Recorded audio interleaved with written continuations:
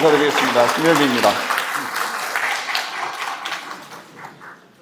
원래 오늘 오전에 강의가 예정이 돼 있다가 문영진 대표님께서 갑자기 오후로 바꿔달라고 말씀하시더라고요. 그래서 어떤 의도가 있으실까라는 예상을 했습니다. 첫 번째는 사실은 첫 번째 강의를 여는 오프닝 세션도 상당히 중요하고 또 클로징 세션도 상당히 중요합니다. 말하자면 성공적인 세미나의 마지막은 사실 피날레를 어떻게 장식하느냐에 따라 또 차이가 나는데 그 중책을 저한테 주신 것 같아서 상당히 부담스럽다 말씀을 드렸었고요. 그 다음에 제가 오늘 발표될 뒷부분에 있는 자료는 제가 공식적으로 세미나를 1년에 한 150회 정도 합니다. 그러니까 농가 강의를 하거나 특강을 하거나 학회 행사를 하거나 학교에서 강의할 때 처음으로 발표하는 자료입니다. 그래서 사실은 고봉석 회장님께서, 정 회장님께서 부탁의 말씀을 해주시더라고요. 작년 말부터 사실은 저희 집에 제가 테스트했던 오늘 결과를 준비를 하는 과정에 상의도 많이 했고, 가능하면 다른 데서 발표를 안 해주십사라는 그런 의도가 있으신 것 같아서 사실은 발표를 안 했습니다. 그래서 오늘 여러분들께 제가 타이틀은 대학사료지만 오늘 나왔던 결과들에 대한 배경, 이런 것들을 같이 설명드리는 시간을 갖도록 하겠습니다. 제가 오늘 여러분들께 이제 인쇄된 자료보다 2장을 더 넣었습니다. 첫 번째 장이 제가 이 자료부터 시작을 하겠습니다. 저는 개인적으로 제가 소개를 김광석 좌장님께서 많은 말씀을 해주셨습니다만은 제미나이나 챗GPT에 들어가시면 김현진 박사 치고 축사를 치시면 거기 다 나옵니다. 거기에 김현진이가 실력이 없는지 아니면 인간성이 들어온지 찾아보시면 제미나이나 챗GPT는 아마 답변을 안 할 거라고 봅니다. 그래서 여러분께서 자신있게 저를 소개하는 것보다도 여러분께서 많이 들으셨고, 그 다음에 어떤 분들은 얼굴은 모르지만 목소리를 많이 들었다고 말씀하시더라고요. 제가 7년 전에 한우사관학교라고 하는 축산물 품질 평가원에 2시간 5분짜리 유튜브를 찍은 게 있습니다. 그게 올려놨는데 정확하게 지금 현재 7만 3천 회를 찍었더라고요. 우리나라 한우사의 농가가 지금 현재 7만 3천 분입니다. 어떻게 보면 거의 100% 다 보셨다고 볼 수도 있죠. 그래서 여러분께서 저에 대한 어떤 이력이라든가 이런 것들을 알고 싶으시면 여기 치시면 제가 무슨 일을 했었고 또 제가 어디 학교를 나왔는지 또 지금 하고 있는 일이 뭔지를 다 아실 것 같고요. 또 하나는 옆에 있는 사진 하나 보시죠. 제가 사실은 며칠 전에 사모님한테 전화를 받았어요. 김현진 박사님이 이런데 우리 집 송아지가 태어난 지 얼마 안 됐는데 기운이 없어서 젖을 못 받는데요. 그래서 사장님이 또 어디 출사하는 바람에 전화상으로 인공포유 좀 해달라. 젖병을 포유병을 가지고 먹여달라고 하는데 젖을 안 먹는데 제가 그런 컨설팅도 자문을 받습니다. 전화상으로. 그래서 곰곰이 생각하다가 해결책을 줘야 되는데 소가 먹게끔 만들어야 되는데 그래서 모르겠습니다 라고 하면서 사진을 찍어달라 그랬거든요. 여러분들 보시면 사진이 오른쪽에 있죠.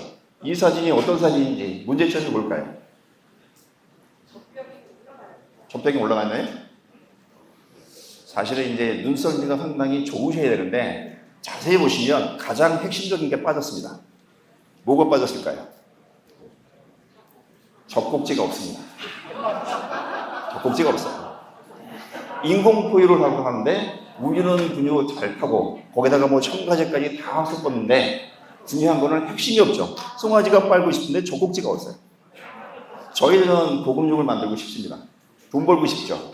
근데 제일 중요한 핵심이 없으면 아무 노력을 해도 아무리 여러분께서 좋은 투자를 하던 환경이 좋던 아니면 정액이나 여러 가지 유전적인 개량을 얼마든 하시던 중요한 게 핵심이 빠지면 안 되더라고요.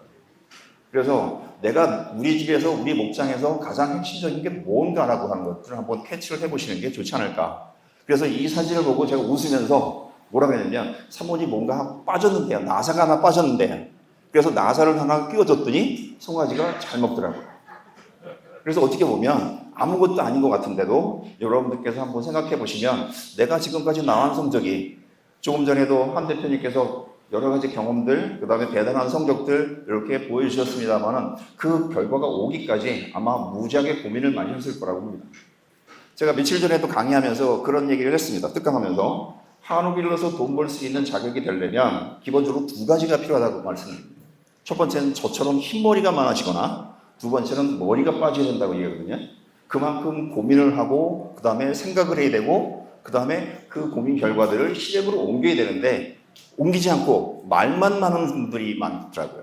그러다 보니까 상대적으로 그런 성적들을 어떻게 이루어졌는지 이런 이론적인 배경도 좀 필요하고 오늘 주제가 사실은 배합설의 자율체식입니다.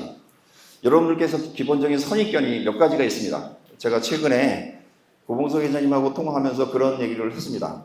번식이 요즘에 잘 안 되는데 번식에 대한 문제가 어떤 문제가부터 시작을 하느냐.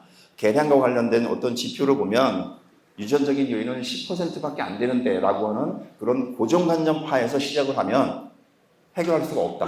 모든 것들은 축주의 책임이다라고 판단할 수밖에 없죠. 그런데 실제로 계량이 잘못됐기 때문에 계량의 방향이라든가 실행하는 과정에서 잘못됐기 때문에 수태율이라든가 번식률이 떨어질 수도 있지 않느냐. 예를 들어서 좀 이따 사진 보여드립니다. 우리나라 소들 한우 지금 현재 바뀌고 있는 과정이 너무 빠르게 바꾸고 있습니다. 저는 개인적으로 올해가 고등학교 졸업한 지 40년입니다. 박사 받은 지 30년 됐거든요. 30년 됐는데도 불구하고 오늘 아침에 새벽 3시 반에 일어나서 여러분들한테 어떤 얘기를 해야 될까, 어떤 얘기를 들려드릴까 고민을 하고 있습니다. 또 내일은 또 여러분들 개인적으로 저탄소 인증과 관련된 회의 가서 내가 어떤 얘기를 해야 될까라고 고민을 하거든요. 말하자면 고민하지 않으면 결국은 해결책이 나오지 않는다라고 말씀드릴 수 있어요. 우리가 알고 있는 지식들, 그 다음에 우리가 알고 있는 지금 현재 길고 있는 한우들은 앞으로 여러분들이 3년 후에, 그 다음에 10년 후에 우리나라 한우하고는 다르다라고 말씀을 드리고 싶어요. 그래서 항상 변화무쌍, 빠른 속도로 변하고 있는 세상에 여러분들 잘 아시겠지만 AI다, 그 다음에 뭐 에이전틱 AI다, ASI까지 이렇게 많은 발전들이 빠른 속도로 가기 때문에 거기에 적응하려면 머리 빠지고요, 흰머리가 나야 된다라고 말씀을 드리고 싶습니다. 그래서 오늘 주제는 사실은 2시간짜리인데 제가 50분 만에 빨리 끝내달라 그래서 지금 현재 벌써 4분이 지났습니다. 그래서 기본적으로 46분 만에 끝내도록 해드리는데 가능하면 한 50분만 여러분께 시간을 할애해 주십사 말씀을 드리고 싶습니다. 잘 아시겠지만 우리나라 한우 산업은 제가 이제 발표 순서는 이렇게 한 6가지 꼭지로 말씀을 드리고 싶습니다. 현황 개선 사항부터 시작해서 자율채식과 관련된 성적, 그 다음에 이것들을 어떻게 하면 슬기롭게 성공적으로 관리할 수 있느냐 이런 방안까지 설명을 드리려고 합니다. 그래서 기본적으로 우리나라 한우는 여러분들 잘 아시겠지만 지금 현재 지국 가격이 좋다, 성관지 가격이 좋다라고 안주하는 것보다는 지금 갖고 있는 문제점들이 상당히 많죠. 제가 우려하는 게 첫 번째가 뭐냐면 앞으로 송아지는 누가 기를까? 제가 농림부에 그런 레포팅도 했습니다. 2040년도에 지금 현재 우리나라 한우 사육인구는 얼마나 있을까? 제가 예상컨대 43,000호 정도밖에 안 남을 것 같다라는 보고를 한 적이 있습니다. 그럼 43,000호 중에 누가 번식을, 누가 송아지를 생산해줄까? 여러분들이 원하는 1314, 1416, 그 다음에 지금 현재 1838번 같은 그런 후대에서 나오는 좋은 우수한 능력을 갖고 있는 암송아지, 수송아지를 누가 생산해줄까라고 하는 고민도 한번 해보시길 바랍니다.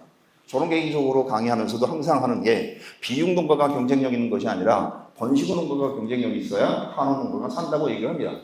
제가 감히 한우를 몇 마리 기르진 않지만 사실은 저도 한우 아침에 사료 4시 반에 4시 10분부터 사료 주고 나오거든요. 그렇지만 여러분들을 위해서 제가 여러 가지 노력도 한다고 생각하는데 아직까지 그렇게 모든 깨달음을 갖지 못했습니다. 그렇지만 결론은 하나더라고요. 번식 농가가 살아야 한우가 살더라고요. 지금 현재 송아지 가격이 비싸다. 이것 때문에 한우 농가, 번식 농가분들이 수익력이 떨어진다라고 얘기를 할 수 있지만 실제로 앞으로 10년 후에, 20년 후에 조금 이따가도 제가 2040년 예상을 말씀을 드리겠습니다만 앞으로 한우 번식 농가가 어떻게 경쟁력을 갖고 있을지 이런 것들에 대한 고민도 같이 해주시면 여기 한우협회 회장님도 오셨고 그 다음에 아까 농림부의 국장님도 오셨습니다만 그런 인식을 좀 가지셨으면 좋겠다 말씀드립니다. 또 하나는 여기 계신 분들이 거의 대부분이 계량에 대해서는 상당히 일가견도 있으실 거고 지금 현재 관심도 많이 가실 겁니다. 또 오신 분들 거의 대부분이 또 자가배합이라든가 생산비 절감하기 위해서 많은 노력들을 하고 계시고 지금 이제 추진하려고 하시죠. 그런데 제일 밑에 제가 뭐라고 꼭지를 넣냐면 사료 효율과 생산비와 관련된 정의를 정확하게 좀 인식을 했으면 좋겠다는 말씀을 드리고 싶습니다.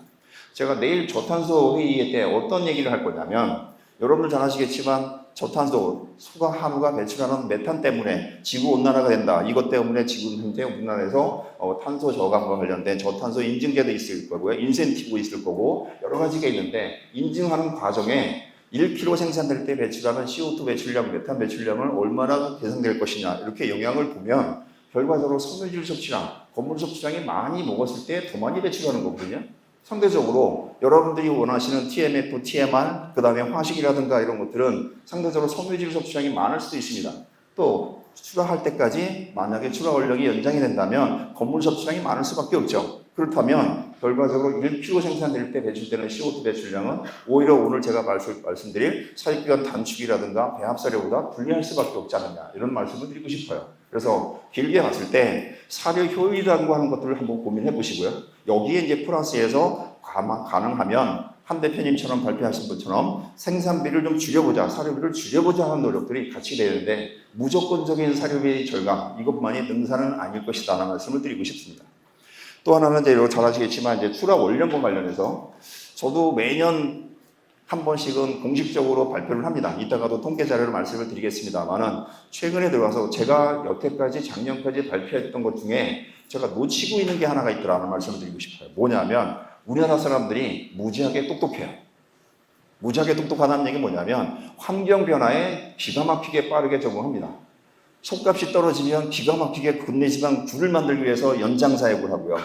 속값이 올라가면 지유가격이 올라가면 기가 막히게 사육기간 단축해서 노체 증량 600kg 26개월에도 만들고 근내지방 굴을 24개월에도 만드는 이런 능력을 갖고 있는 IQ가 180, 200을 내시는 분들 같아요. 이런 분들 앞에서 제가 번데기 앞에서 IQ가 두 자릿수 겨우 벗어난 사람이 떠들대니까 힘들죠. 그 바탕에서 제가 40년째 여러분들하고 같이 있다고 보니까 빨리 늙을 수밖에 없어요. 그래서 여기 계신 분들이 가능하면 조금 더 여기 주변에 있는 사람들 내가 사육하고 있지만 주변 사람들이 바뀌지 않고 있다고 하면 바꿔줄 수 있도록 독려해 주시고 또 바꿀 수 있게끔 계기를 많이 만들어 주시면 좋지 않을까. 그러면서 이제 같이 상생하는 이런 그 분위기가 될 것 같다는 말씀을 드리고 싶습니다. 또 하나는 이제 제가 처음으로 이런 자리를 만들었습니다. 여기 무슨 그림이 하나 있죠. 누가 만들었냐면 제미나이가 만들었습니다. 젖소가 로댕에 생각하는 동상을 거기다가 젖소로 그림되어 있더라고요. 이걸 가지고 제미나이가 하루로 바꿔달라고 그랬더니 이게 5초 만에 바꿔주더라고요. 챗GPT는 약간 흐리더라고요. 그래서 제미나이가 이렇게 바꿔줘서 하루도 고민하는데 허물면 사람은 고민 안 하면 안 되겠지 라고 하는 말씀을 드리고 싶으면서 성공적인 한우 사육은 어떤 방법을 통해서 이루어질 수 있느냐. 제가 키워드를 여기 있는 것처럼 한 6가지를 넣었습니다. 3W, 3H라는 표현을 썼습니다. 뭐냐면 내가 지금 기르고 있는 소가 어떤 소인지, 어떤 능력을 갖고 있는지, 어떤 특징을 갖고 있는지를 알아야 되지 않겠느냐. 유전적으로 아니면 뭐 여러분들 아까 말씀 보증 시술소가 누군지 그 다음에 할아버지 할머니 그것도 중요하지만 외증조부 외증조부가 누군지를 정확하게 평가하는 게 중요하다. 물론 여기에 플러스해서 내가 누군지도 중요하더라고요. 저는 개인적으로 아침에 소한테 30분밖에 빨래를 못합니다. 저녁에 밤에 11시 12시 들어가면 우사 한번 둘러보고 그냥 집에 방으로 들어가는 것밖에 없어요. 소 입장에서는 저는 개인적으로 소한테는 되게 불성실한 주인입니다. 소 입장에서는 저는 무지하게 게으른 사람이고요. 그런데 남들한테는 무지하게 부지런하죠. 새벽 4시 10분에 일어나서 사려주고 그 다음에 하는 일도 많습니다. 농사도 짓죠. 고추도 심고요. 마늘도 팹니다. 그러다 보니까 이런 자리에서 일하는 게 상당히 어렵긴 한데 소 입장에서는 되게 게으르더라고요. 그런데 재미난 거는 게으르면서도 어떻게 하면 내가 목표를 달성할 수 있느냐라고 하는 고민을 해야 돼요. 그래서 여러분께 내 소도 중요하지만 내가 누군지를 정확하게 평가하는 것도 상당히 중요하더라고요. 두 번째가 뭐냐면 내가 선택한 사료가 어떤 사료인지를 정확하게 하시고 저 역시도 요즘에 비타민 A와 관련해서 벌써 한 15년이 됐습니다. 연구 시작한 지가. 그리고 결론도 냈고 그 다음에 배합사료와 관련해서 비타민 A를 어떻게 조절할까라고 하는 고민도 해보고 거기는 솔루션도 제공해보고 실험도 해봤습니다. 지금도 해결책이 아직 안 나왔어요. 그래서 올해 제가 개인적으로 제 사비를 털어서 투자를 했습니다. 아마 11월 정도면 가식적인 결과가 나올 것 같아요. 이따가도 잠깐 설명을 드리겠습니다만은 어떤 사료를 선택할 거냐, 그 사료의 선택이 어떤 특징을 갖고 있느냐.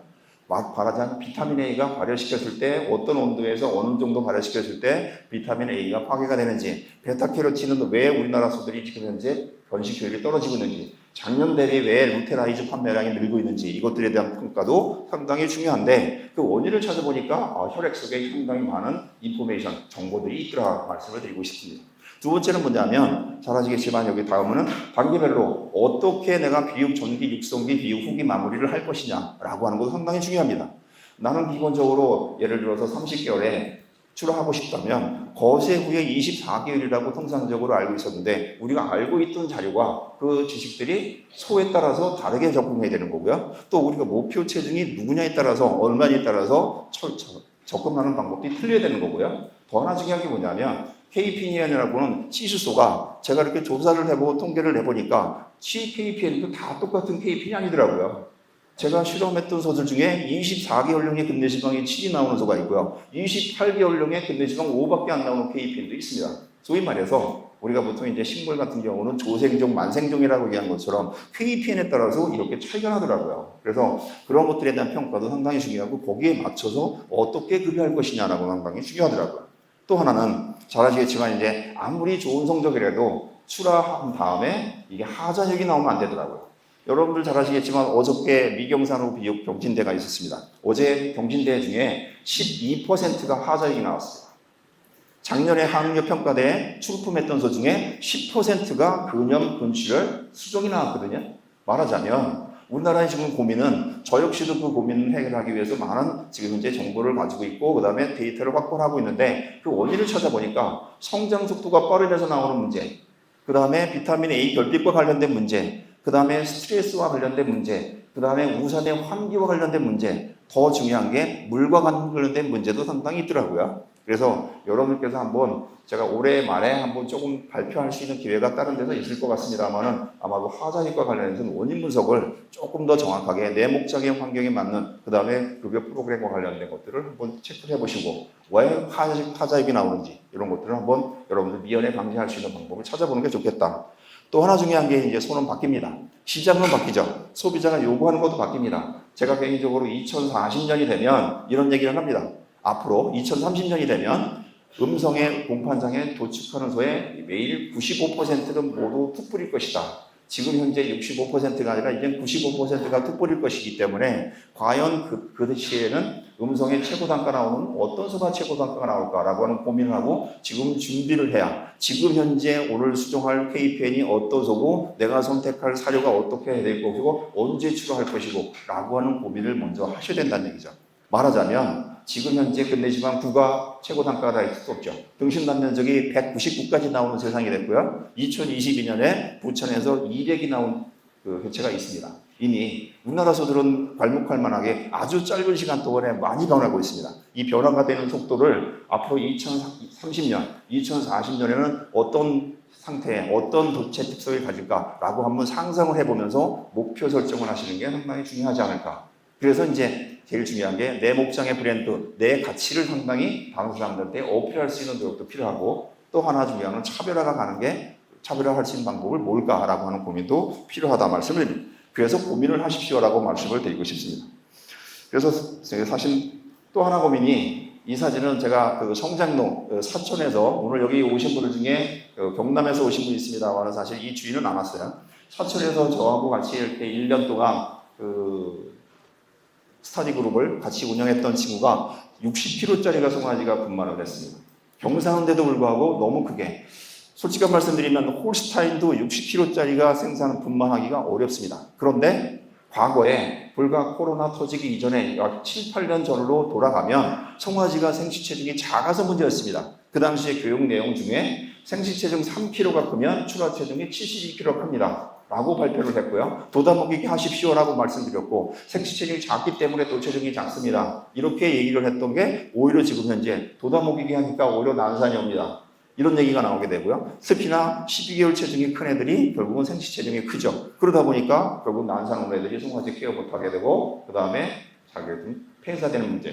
더 심각하게는 자궁 내에서 자궁 사이즈가 작은데 송아지가 크게 되면 거기서 운동을 못하죠. 그것 때문에 사실은 비염이 나오기도 합니다. 그래서 기부스를 해야 되는 경우도 나타날 수 있다라고 말씀드릴 수 있어요. 그래서 여러 가지 환경들이 최근에 몇 년 사이에 상당히 많이 바뀌었다라고 말씀을 드리고 싶고 그런 내용들을 그런 여러 가지 정보들을 여러분들이 빨리 내 목장에서 미연에 방지할 수 있는 정보력이 상당히 중요하죠. 그래서 우직하게 개미처럼 일하는 곳이 아니라 배짱이처럼 일하는 것이 아니라 이제는 거미처럼 안테나를 세우시고 정보력을 활발하게 이용하시는 목장이 가장 돈 버는 목장이다 이렇게 말씀을 드릴 수 있습니다. 또 하나 문제는 뭐냐 우리나라가 너무 빨리 커졌어요. 학술적으로 도체 중량이 400kg 정도면 소형종이고요. 500kg가 중형종이고 600kg에 가까우면 이제 대형종입니다. 우리나라 한우는 소형종이라고 인식을 했었는데 이제는 중형종이 아니라 이제 대형종화돼 있다. 이미 대형종으로 돼 있는지도 모르겠습니다. 여기에 이제 우리가 어떻게 대응할 것이냐. 대형종이라고 하는 게 뭐냐면 결국 유지 에너지가 많습니다. 유지에 들어가는 비용이 많다는 얘기죠. 옛날의 수에 비해서 많이 먹어야 된다는 얘기입니다. 옛날의 프로그램보다 약 10% 이상은 더 먹어야 된다라고 여러분들이 아시면 좋을 것 같아요. 그래서 2015년부터 작년까지 도체 중량 400kg 이상짜리 도축된 소의 평균을 가지고 복속해 보니까 10년 사이에 보시는 것처럼 도체중은 8.4%, 등지방 두께는 마이너스 10.5%가 감소했습니다. 그 다음에 근내 지방도는 12.1%가 커졌고요. 그 다음에 등심 담량적은 8.6%가 증가를 했습니다. 이거를 이제 제가 10년 전부터 주장했던 등담 비율, 말하자면 도체중 대비 등심 단면적의 비율을 가지고 한번 비교해 보니까 10년 전이나 지금이나 변한 게 없습니다. 똑같아요. 말하자면 우리가 지금 현재 이따가는 말씀드릴 지육 단가에 가장 크게 영향을 주는 게 근내 지방이겠죠. 그 다음에 등심 단면적이 면적이지만 실제로 도체중 대비 등심 단면적의 크기가 큰 것이 가장 중요하더라고요. 말하자면 작년인가요? 여러분들 잘 아시겠지만 미경산우가 8만 원짜리가 나온 후가 있었습니다. 경북도에서 그 소의 경우에는 등단 비율이 0.4였거든요. 우리나라 평균이 0.206밖에 안 됩니다. 여기에다가 플러스해서 새로운 지표를 하나 말씀을 드리면 여기 보시면 등지방량이라고 표현했습니다. 등심을 둘러싸고 있는 지방량을 곱했습니다. 곱했더니 재미난 결과가 과거에는 1.3kg 정도의 지방량이었던 게 지금은 1.34에서 1.3kg로 줄어들고 있더라고요. 점점 더 지방 두께는 줄어들기 때문에 몸속에 불가식 지방은 감소하고 있다라고 하는 추정이 되는 것이죠. 그렇다면 이런 추세들을 감안했을 때 앞으로 2030년, 앞으로 2040년도에 우리나라 소들은 어떻게 바뀔까라고 하는 고민도 해보시는 게 중요하죠. 그래서 제가 이거를 한번 추세선을 가지고 한번 시뮬레이션을 해봤습니다. 그랬더니 재미난 게 뭐냐면 2030년이 되면 우리나라 평균소의 평균 도체 중량은 514kg. 그 다음에 등심 단면적은 107 정도가 나오고요. 근내 지방은 6.8, 지금 현재 6.3입니다. 앞으로 이게 평균이라는 얘기입니다. 지금 현재 상위 10% 안에 있는 애들이 지금 현재 도체 중량이 얼마입니까? 513이고요. 등심 단면적이 106인가 그렇죠? 말하자면 지금 현재 평균이 그렇기 때문에 상위 10%는 더 올라갈 수가 있다. 그런데 재미난 게 뭐냐면 여기 보시면 상단에 오른쪽에 있습니다. 여기 위에 오른쪽 상단에 보면 등심 단면적이 증가하는 속도하고 등지방 두께가 감소하는 속도가 크로스되는 시점이 있습니다. 이게 2030년이더라고요. 2030년이 되면 어떤 고민이 되느냐? 등지방이 얇아서 문제인 개체들이 나오기 시작하고요. 그런 목장들이 생긴다는 말씀입니다. 저희가 계량 포인트를 도체 중량, 등심 단면적, 등지방 두께, 그 다음에 근내 지방을 가지고 EPD값 계산하거나 유전체 검사를 하시죠. 그런데 저는 2030년이 지나면 이제 등지방 두께는 고려 안 해도 되지 않겠느냐 이렇게 얘기를 했어요. 오히려 등지방이 너무 얇아서 더 문제가 생기고 강원도 철원 영하 25도까지 가는 그런 동네에서 비육하려니까 에너지를 더 많이 뺏기고 체온을 유지하기 위해서 살을 더 많이 먹어야 되는 거 아니냐 이런 고민을 하지 않을까라는 여러분들한테 말씀을 드리고 싶어요. 그래서 지금 현재 계량 포인트나 여러분들이 선정할 때 우선순위를 어떤 경쟁지에다 둘 것이냐라고 하는 고민도 지금 현재 보시는 게 좋지 않을까. 그래서 저는 개인적으로 등심 단면적을 조금 더 많이 등지방보다는 우선시하고 등지방에 대한 고려는 앞으로 향후에 없어도 되지 않을까라고 말씀을 드리고 싶습니다. 얼마 전에 올해 출하된 소 중에 정읍에서 출하된 소가 이런 소가 있죠. 등심 단면적이 199가 나왔습니다. 도체 중량이 684kg, 등단 비율이 0.29가 나왔죠. 뭐 상당히 괄목할 만하게 눈에 띄게 199까지 나왔으니까 제가 재작년에 200 이상 나오면 세미나를 공짜로 해주겠다고 서울대학교에서 심포지엄 한 적이 있거든요. 그 이후에 아직까지 200을 깬 적이 없습니다. 아마도 이제 조만간 깨질 것 같아요. 충분히 이상 나올 수 있는 능력이라든가 자질이라든가 사용관리 기술이 있기 때문에 전 개인적으로 언제든지 여러분들 200이 나오면 저한테 말씀해 주십시오. 그러면 제가 차비까지 대동해가지고 제가 무료로 세미나 해드리도록 하겠습니다. 여하튼 이렇게 큰 개체가 나오는데 문제는 뭐냐면 이런 큰 개체에 대한 고민이 하나 생겨요. 새로운 고민이 생기더라고요. 도체 중량이 거의 700kg 육박하니까 저도 개인적으로 이따가 설명을 드릴 수 있는 자료 중에 하나가 제가 2개월 동안 12시에 일어나서 소를 한번 보고요. 2시에 나가서 소를 한번 봤습니다. 왜? 도체 중량이 710kg짜리가 있는데 이 소가 밤새 못 일어날까봐, 사고가 날까봐 이런 고민이 생기더라고요. 비육이 너무 잘 되고 비육 속도가 너무 빠르다 보니까 일당 증체량이 1.3kg가 나옵니다. 생애. 이러다 보니까 결국은 하자육이 나오지 않을까 고민, 그 다음에 밤새 못 일어나가지고 어떤 문제가 생기지 않을까 그런 고민, 이런 새로운 고민들이 생기더라고요. 그래서 제가 아까 말씀드렸다시피 여러분들께서 지금 현재 목표 달성하지만 거기에 따라서 나오는 사이드 이펙트라고 하는 부작용, 역효과 이런 것들도 조금 미연에 방지할 수 있는 게 필요하다는 말씀드립니다. 제가 작년에 발표했던 자료입니다. 우리나라 소들은 보시는 것처럼요, 과거 소에 비해서 2021년까지 상대적으로 근내 지방이 툭불 출현율이 보시는 것처럼요, 29개월, 30개월, 32개월 이전에 출하를 하면 오히려 마이너스가 됐습니다. 그 이전보다. 그런데 상대적으로 33개월 돼야 이전보다 약 5%, 5.7%의 툭불 출현율이 높아졌어요. 이것 때문에 제가 2년 연속 뭐라 그랬냐면 과거의 소에 비해서 우리나라 소들은 만생종으로 말하자면 근내 지방이 후순위로 밀렸다라고 말씀을 드렸습니다. 실제로 그렇게 나온 결과였거든요. 그런데 실제로 그렇지 않은 결과들이 나오더라고요. 아주 짧은 사이에 여러분들 인쇄물을 제가 다시 어저께 저녁에 다시 만들었거든요. 보시는 것처럼요, 2026년 상반기에 우리나라에 잘 아시는 무슨 어플에서 매달 출하되는 소들을 가지고 한번 출연을 해봤습니다. 했더니 재미난 결과가 뭐냐면 최근에 들어와서 28개월, 26개월, 27개월에 도체 중량 600kg 이상, 등심단 면적 160 이상 나오는 소들이 나와서 이제 상위 30등 안에 나오기 시작하더라고요. 과거에는 38개월, 39개월령에 등심단 면적은 160 나왔습니다. 150 나왔습니다. 그래서 1,500만 원 받았습니다. 라고 했던 소들이 이제는 28개월, 27개월에도 나오기 시작한다는 얘기예요. 불과 2년도 안 됐습니다. 지육 가격이 올라가니까 목장 사장님들이 이렇게 많이 바뀌더라고요. 그러면 과거에 있는 소들은 제가 만생종이라고 얘기했는데 그 소에서 불과 혈통이 한 번밖에 안 바뀌었는데도 불구하고 이렇게 빠르게 사육기간을 단축할 수 있을까? 제가 그래서 여러분께 대단한 능력을 갖고 있다고 말씀을 드리고 싶어요. 말하자면, 거꾸로 얘기하면, 제가 작년까지 판단했을 때 우리나라 소들은 만생종이야, 오래 길러야 돼. 라고 하는 선입견은 잘못된 거라고 말씀드릴 수 있다는 얘기죠. 말하자면, 24개월령에도 근대 지방 8, 9를 만들 수 있는 소를 우리가 34개월에 만들었는지도 모르겠다는 얘기예요. 무조건 길게 그리십시오. 저도 유전체 가지고 공부한 지가 벌써 한 6년 됐습니다. 저희가 몇 천두 정도를 분석해보면 95% 이상은 솔직히 말씀드리면 근내 지방 7 이상 다 나올 수 있는 능력이 됩니다. 언제 출하느냐가 문제더라고요. 언제 출하느냐가 문제죠. 39개월, 40개월 되면 웬만 92%, 93% 이상은 다 나올 수 있는 유전적인 자질이 되더라고요. 오늘 아침에 여기 세미나 하면서 제가 전화를 하나 받았습니다. 28개월령의 도체 중량이 615kg에 등심단 면적 127에 근내 지방 93이 나오더라고요. 4국으로 나갔습니다. 등지방 두께가 6mm. 그래서 1,630만 원 받았다고 저한테 메시지가 떴더라고요. 말하자면 지금 이 순간에도 이 기록들이 깨지고 있다라고 말씀드리면 우리가 지금 현재 안주할 때는 아니다는 얘기죠. 오늘 지금 있는 소는 오늘로 끝나는 거예요. 그런 면에서 제가 공부를 하고 박사 받은 지 30년 동안 한우 낙농을 가지고 연구도 하고 실험 데이터도 만들고 그 다음에 많은 후배도 그 다음에 제자도 만들었습니다만은 솔직한 말씀드리면 지금 있는 소 가지고 만약에 다시 그 실험을 한다면 그 성적 그 이상으로 또 내가 지금까지 얻었던 결과들이란 선입견이 상당히 많이 바뀔 것이다 라는 말씀을 드리고 싶어요.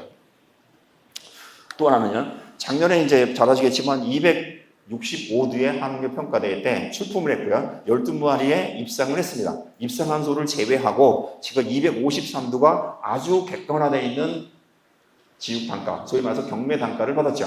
그래서 단가를 평가를 해보니까 재미난 게 평균 도체 중량은 542에 등심단 면적 117에 근내 지방은 보시는 것처럼 8.0이었습니다. 이 소가 경매됐을 때 지육 단가에 가장 영향을 줄 수 있는 게 뭐냐? 근내 지방이더라고요. 상관관계가 0.8이고요. 그 다음으로 크게 영향을 주는 게 등단 비율이었습니다. 도체중 대비 등단 비율이 높은 소였어요. 그 다음으로 등심 단면적이었지만 실제로 그 다음 지수를 보니까 육색이더라고요. 그래서 지금 현재로는 육색이 3인소가 가장 지육 단가가 좋습니다. 같은 등급에서 물론 섬세도라는 것도 고려되겠지만 지금 등급 체계가 아직 거기 반영이 안 됐기 때문에 어떻게 하면 육색을 3을 만들까? 어떻게 하면 지금 현재 육색 발현을 좋게끔 할까라고 말씀을 많이 얘기하시죠. 그런 방법을 많이 제시를 하시는데 지금 현재 현실화되고 있는 데이터들이 상당히 나오고 있습니다. 그래서 그 내용도 이따가 말미에 잠깐 설명을 드리도록 하겠습니다. 그래서 요약을 해보면 제가 사육기간 단축하고 그다음에 국내에서 약 180개 농가의 데이터를 가지고 설문조사하고 해봤더니 결국은 결론은 6가지더라고요. 첫 번째, 일단은 DNA가 좋아야 돼. 엄마가 좋든 아버지가 좋든. 그런데 중요한 거는 엄마가 좋은 게 가장 핵심이더라고요. 아버지가 관계없는 경우도 상당히 많아요. 그래서 여러분들 한번 비교해 보시면 아무리 좋은 정액이라도 엄마가 현치 않으면 그 엄마의 유전력이 떨어지면 문제가 생기고요. 유전력이 또 너무 강해도 문제입니다. 능력은 안 좋은데 유전력만 좋으면 KPN을 아무리 좋은 거 써도 능력이 안 되더라고요. 그래서 여러분 잘 아시겠지만 950이라고 해서 모두 성적이 다 잘 나오는 건 아니죠. 1314라고 해서 성적이 다 잘 나오는 건 아니다 라고 말씀드리고, 그래서 암소의 능력도 평가할 때 상당히 중요하죠. 그걸 어떻게 빨리 그 암소 능력을 평가할 수 있느냐, 그 다음에 여러분들이 목장에서 빨리 도태를 시키느냐라고 하는 게 상당히 중요한 그런 포인트일 것 같아요. 두 번째가 이제 건강한 송아지. 저는 개인적으로 여러 가지 질병 수의사는 아닙니다만 건강한 송아지와 관련된 강의를 정확하게 무안의 몽타나누에서 11년 전에 제가 처음으로 우리나라에서 지금 먼저 그 주제를 가지고 한번 해봤어요. 해봤더니 결론은 뭐냐면 유전력, 우리가 얘기하는 도체 정적의 70%는 이미 생후 7개월 이전에 결정이 되더라고요. 그 생후 7개월 이전에 결정될 때 가장 중요한 게 뭐냐면 저는 설사도 아니었고 호흡기였습니다. 호흡기는 여러분 잘 아시겠죠? 보상 성장이 불가능하죠. 그래서 호흡기를 어떻게 처방할 것이냐, 어떻게 예방할 것이냐, 그것들이 발병한다면 조기 어떻게 우리가 캐치를 해서 미연에 방지할 수 있는 더 심각한 질병을 가지 않게 하는 게 좋겠다. 그래서 미국의 데이터 중에 호흡기로 인해서 항생제를 한 번 처방받으면 약 프라임급 등급 출혈률이 약 7%가 감소하고요. 3번 이상 주사를 맞으면 약 25%가 감소한다는 이런 결과도 발표된 적이 있습니다. 그래서 가능하시면 호흡기와 관련된 부분은 어떻게 예방할 수 있고 관리할 수 있는 매뉴얼이 수의학적으로, 그 다음에 영양학적으로, 환경학적으로 여러분들이 준비하시는 게 좋겠다. 그 다음에 또 하나는 저는 5개월의 거세를 합니다. 5개월의 거세를 하고 거세 시기가 빨라야만 앞으로 향후 2030년, 2040년에 최고 단가를 받으려면 결국 섬세도가 상당히 영향을 주지 않을까. 그래서 섬세한 지방을 만들려면, 섬세도를 만들려면 결국 섬세한 근섬유를 많이 만들어야 되고요. 그러려면 결국은 임신기의 영양도 상당히 중요하지만 결국은 조기 거세가 상당히 중요하죠. 여기에 따라서 나타날 수 있는 부작용이라고 한다면 결국 도체 증량이 좀 적다라고 하는 부분이 있는데 그걸 어떻게 극복할 것이냐라고 하는 게 개인의 문제고, 그 다음에 거세하기 전에 어떻게 키워야 될 것이냐라고 하는 것도 하나의 숙제죠. 그 다음에 이제 육성기 때 백고래를 어떻게 형성할 거냐. 제가 오늘 여기 보신 분들한테 과감하게 그런 말씀 드려요. 제가 사양 실험했던 저는 35% 조사료인 검TMR을 육성 때 먹였습니다. 그리고 배합사료 전기 시작하고 2개월 후부터 무제한 급여했죠. 말하자면 육성기 때 너무 지나친 조사료가 오히려 도체율을 하락하거나 오히려 거친 조사를 먹였을 때 우리가 보통 표주각형으로 아랫배가 맹꽁이 배처럼 이렇게 처지는 이런 소들이 나왔을 때는 오히려 도체 성적이라든가 등심 단면적이라든가 이런 부분에 문제가 발생하더라고요. 실제로 상대적으로 여러분들이 잘 아시겠지만 그래서 지금 현재 조사료 섭취량이라든가 조사료 섭취 비율 이런 것들과 관련해서 새로운 정립이 필요하다라고 해서 저는 개인적으로 육성기 때는 건물 기준으로 40%, 낮게는 35%를 조금 추천하고 싶습니다. 그 이유는 이따가 말씀드릴게요. 그 다음에 또 하나 이제 전기 때 많이 먹어야 되죠. 제 데이터에서는 전기 시작하고 6개월까지 증체율이 결국은 근내지방, 등심단면적, 그 다음에 도체 증량을 가장 크게 영향을 줬습니다. 특히나 등심단면적하고 근내지방에는 전기 시작하고 6개월까지 일당 증체량이 상당히 중요하더라고요. 물론 생후 7개월까지 그 체중도 상당히 중요하고요. 물론 생시 체중보다는 이후시 체중까지의 증체율도 상당히 중요한 영향을 줍니다. 그래서 생애 성장과 관련된 포인트는 이후시까지의 증체율, 그 다음에 6개월까지의 체중, 그 다음에 비육 전기부터 6개월까지의 일당 증체율이 도체 증량, 근심 단면적, 특히나 근내 지방을 상당히 영향을 준다라고 말씀을 드릴 수 있습니다. 마지막으로 이제 안전함, 말하자면 쾌적한 환경 중에 가장 중요한 게 이제 바닥 관리겠죠. 그래서 바닥 관리를 어떻게 했느냐. 그래서 밀사가 되지 않는 조건, 서 있는 시간이 짧아야 되고요. 그 다음에 앉아 있는 시간이 길어야 되더라라고 하는 부분. 그래서 우스갯소리로 저는 그렇게 얘기합니다. 소는 앉아서 똥 싸야 등급이 잘 나온다. 이런 얘기를 합니다. 일어날 필요가 없다라고 얘기까지 하는 정도니까요. 그래서 제가 수료한 성적 중에 이 소를 한번 보시면 이게 31.3개월의 출항목입니다. 그 다음에 먼저 말씀드리지만 도체 증량은 지금 현재 출하 체중이 부천에서 1165kg, 그 다음에 도체 증량은 710kg, 등심단 면적 157, 근내 지방 93. 그래서 부천에서 올해 처음으로 2,055만 원짜리를 받았습니다. 그래서 제가 감히 여러분들한테 2천만 원짜리 안 받으면 저한테 속 일렀다고 얘기하지 마십시오 라고 얘기하고 싶은데, 여기 계신 분들은 충분한 그런 자격이 있으니까 제가 여기 바깥에 계신 분한테는 그렇게 얘기하겠습니다. 여러분들한테는 그런 말씀 못 드리고요.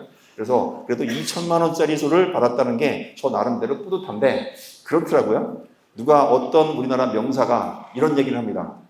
전문가하고 그 다음에 아마추어하고 차이는, 전문가는 당연한 결과를 예측하기 때문에 기쁨이 적대요. 아마추어는 조그만 성과가 나와도 기분이 되게 좋습니다. 저는 아직까지 아마추어인 것 같습니다. 기분 되게 좋습니다.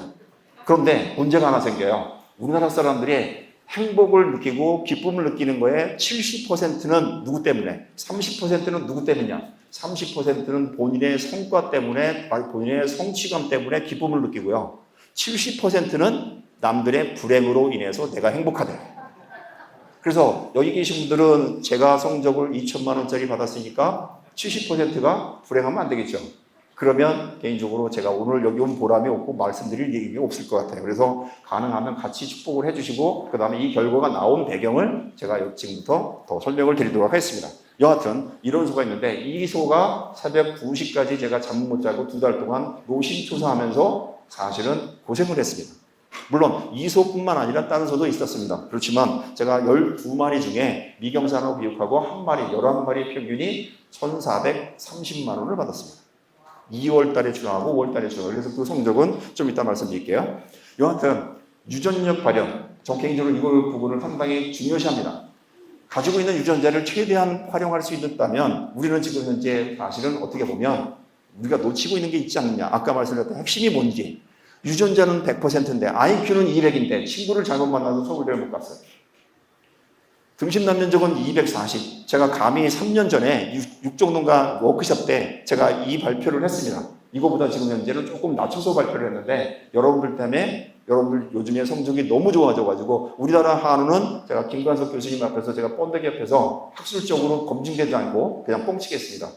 우리나라 소들은 28개월령의 생체 1250kg, 그 다음에 등심남 면적 262, 근내지방 40%, 마블링스코어 12가 유전력으로 낼 수 있는 최대 100%다 라고 그냥 얘기하고 싶습니다. 학술적으로 검증된 것도 아니고요. 그냥 뻥친 겁니다. 그런데 이런 생각을 가지고 있다면, 내가 지금 현재 도체 중량 31.3개월령에 710kg에 등심남 면적 157에 근내지방 93을 받은 거는 이 소의 능력은 우리가 제대로 100%도 발휘 못했다는 얘기죠. 뭐 때문에 발휘 못했을까요? 전 개인적으로 12가지 스트레스 때문에 그렇다. 정자하고 난자가 만날 때 스트레스, 정자 난자가 착상이 되고 임신하는 약 10주간 285일 동안의 영양적인 스트레스, 질병적인 스트레스, 분만하는 과정에서 스트레스, 분만하고 나서 엄마젖이 없어서 나오는 스트레스, 질병과 관련된 스트레스, 이유와 관련된 스트레스, 사회적인 서열 다툼과 관련된 스트레스, 더위와 관련된 스트레스, 사료 변경과 관련된 스트레스, 그 다음에 더위뿐만 아니라 잘 아시겠지만 여러 가지 환경들이 있겠죠. 뭐 선풍기 되실 거고요. 더 하나 중요한 건 이동과 관련된 것도 있고, 그 다음에 도축과 관련된 스트레스까지 12가지 스트레스 중에 내가 어디서 놓치고 있는지를 한번 여러분들이 고민해 보시고 거기에 핵심을 하나씩 제거해 나가면 전 충분히 여러분들이 능력은 여기 있는 것처럼 도체 중량 750kg, 등심남 면적 262라고 하는 수치를 충분히 발휘할 수 있다라는 말씀을 드리고 싶습니다. 그래서 기본적으로 영양학적으로 보면, 거의 환경학적으로, 유전학적으로 보면 이렇게 표현합니다.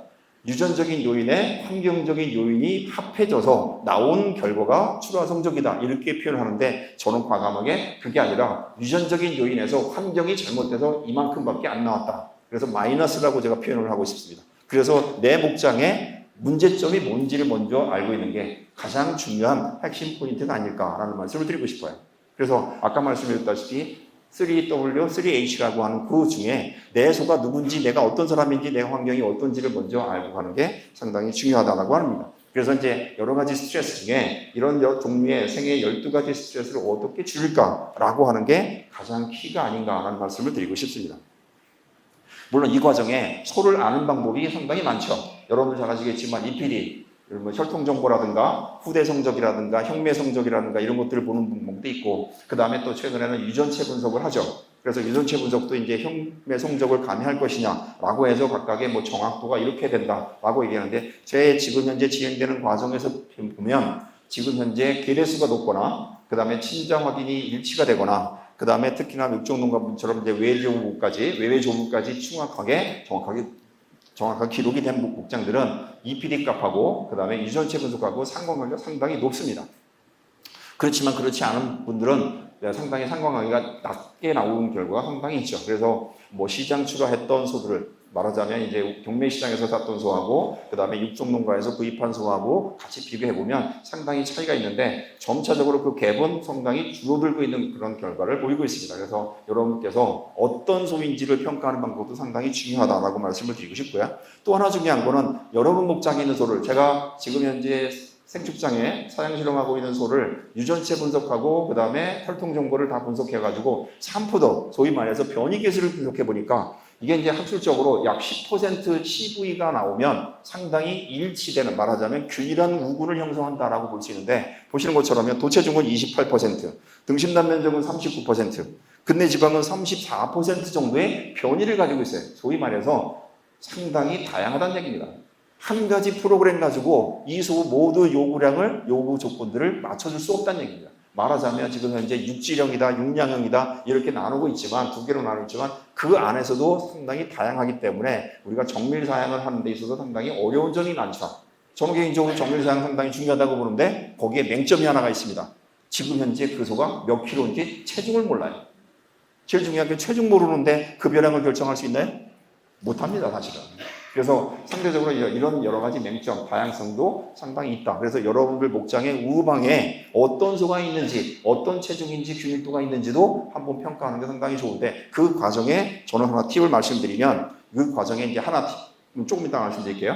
요거는 이제 보시는 것처럼 체중이 600kg냐, 700kg냐, 또는 800kg냐, 700kg냐에 따라서 동일한 살을 먹었을 때 증체량이 다르게 나오죠.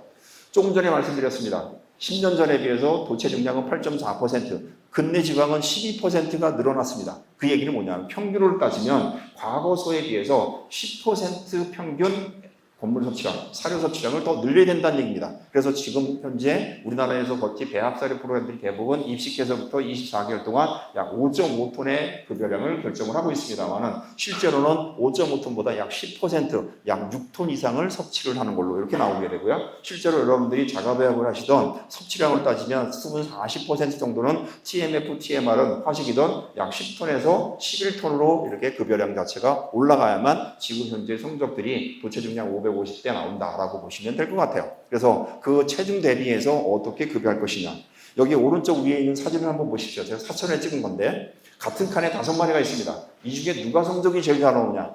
저는 요즘에 개인적으로 고민 하나 있는 게 그 중에 하나가 뭐냐면 과연 목장에 키 큰 소가 도움이 될까. 제가 이렇게 쭉 추론해 보니까 저희 목장에서도 마찬가지고요. 실험했던 소도 마찬가지고 키 큰 소가 별로 돈이 안 됩니다. 비육이 잘 안 되더라고요. 원인을 찾아보니까 딱 하나예요. 이게 무게중심이 너무 높아 있어.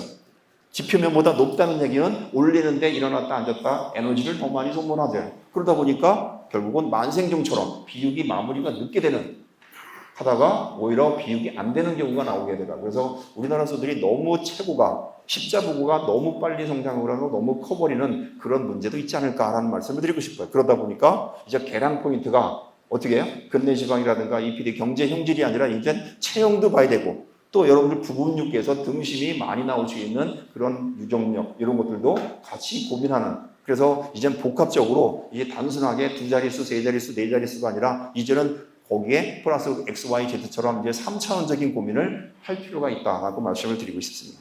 그래서 제가 팁을 하나 말씀드리면 저는 개인적으로 컨설팅 이렇게 합니다.